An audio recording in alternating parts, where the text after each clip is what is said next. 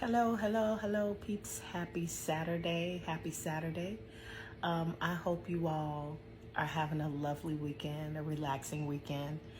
I just want to come on and I want to make a video about how I really had to stop playing number two to him and become number one to me. And I want to share this with my sisters because essentially that's what we're doing. When we are someone's secret, when we are someone's extra, someone's convenience, we're all those things, all those adjectives, and I know they're not pretty, but that's what we are. Essentially, the message that's being conveyed to our own psyche is everybody else's needs are first. Everybody else's desires and wants come before mine. The psychology is deep. It's so much deeper than you just happen to fall in love with a man, right? It's so much bigger than that.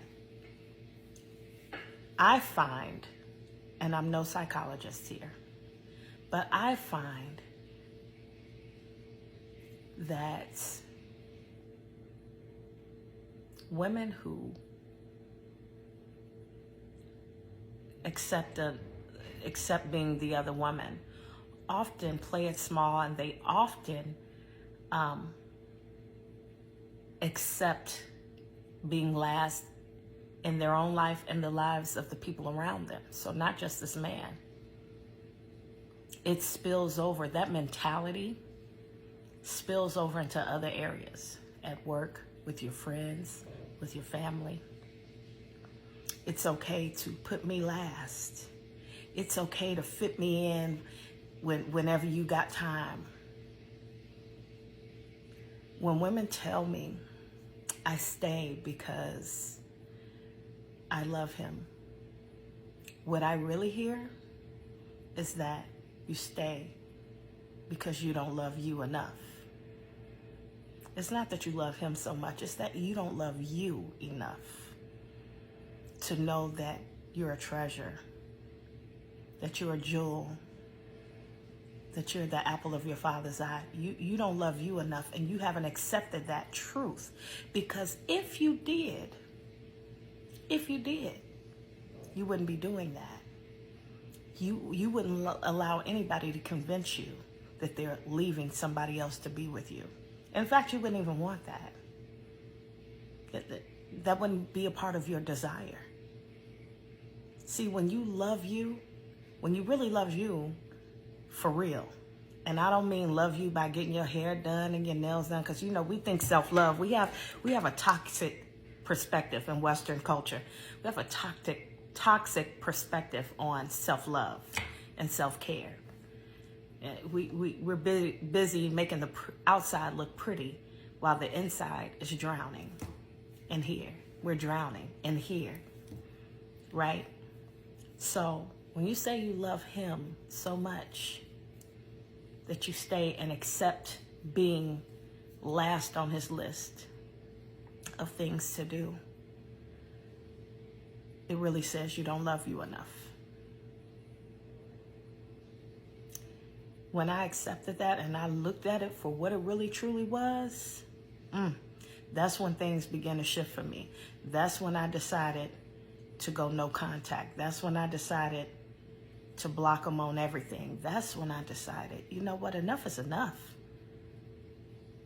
Why am I going to wait for somebody who's probably never going to be what they say they're going to be? They're never going to do what they say they're going to do. And if they do, just like the video I made yesterday, you will never fully trust him. Why would I want to be with somebody that I'm always questioning their motives? I always have to question what they're doing. Because, sis, I don't care what anybody says, and I don't care what you have tried to make yourself believe. You will always question that man's motives. Even if he does leave that woman and come and be with you, you are always going to question his moves. because you're not stupid. You would want to question his moves because you know how you got him. You know how he had to finagle and finesse to be with you. So you think he's not going to continue to do it?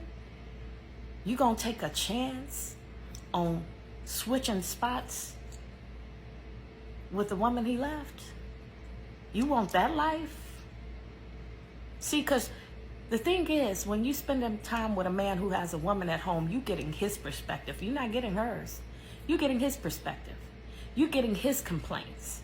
You're not hearing sis. You're not hearing her at the house. You're not hearing the lies he's saying. When I started suspecting that he was messing with people at the job, now he already got a woman at the house that he claimed he's not with. It just kept going. Because again, I suspected that the guy I was dealing with was a narcissist. So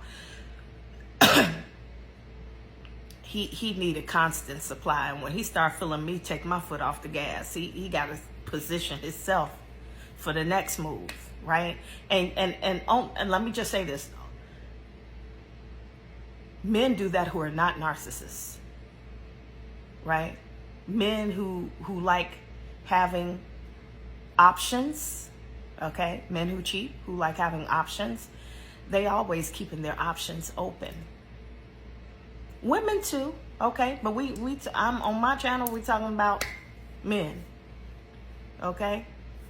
But cheaters in general, not just men, women too, people who cheat consistently, who this is a part of their repertoire, this is a part of their lifestyle, they always keeping their options open. So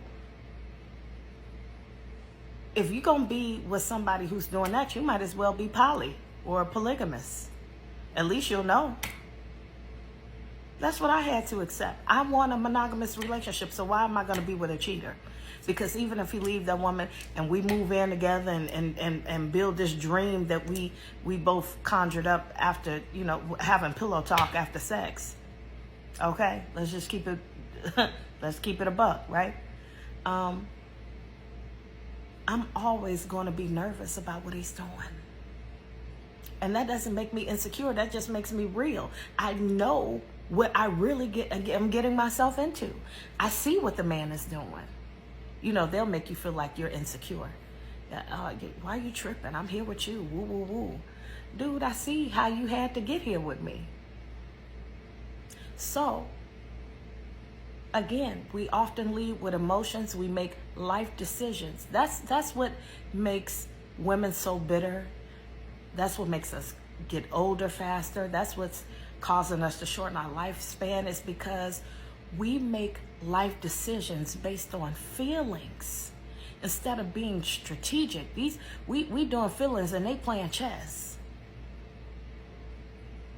It's all about strategy for them. And we making life decisions based on our emotions. That's catastrophic. And we wonder why we suffer collectively as a group of people. Women suffer. But not all of that is their fault. Not all of our suffering is because of man. Because man shows us time and time again. And I'm not anti-man, because I know I have friends, I have family that have good men in their lives. So please understand, I'm talking about cheaters, not all men. I'm talking about men who cheat. Let's be clear. Let's be very, very clear. I am not here to man bash, because I know good men exist. I do. I don't have one. They're very good, and I'm okay with that until my time comes.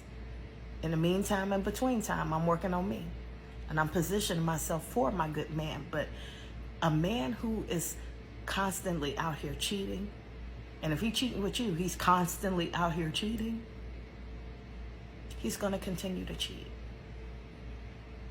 Like I said, they like that rush that they get and pursuing something new.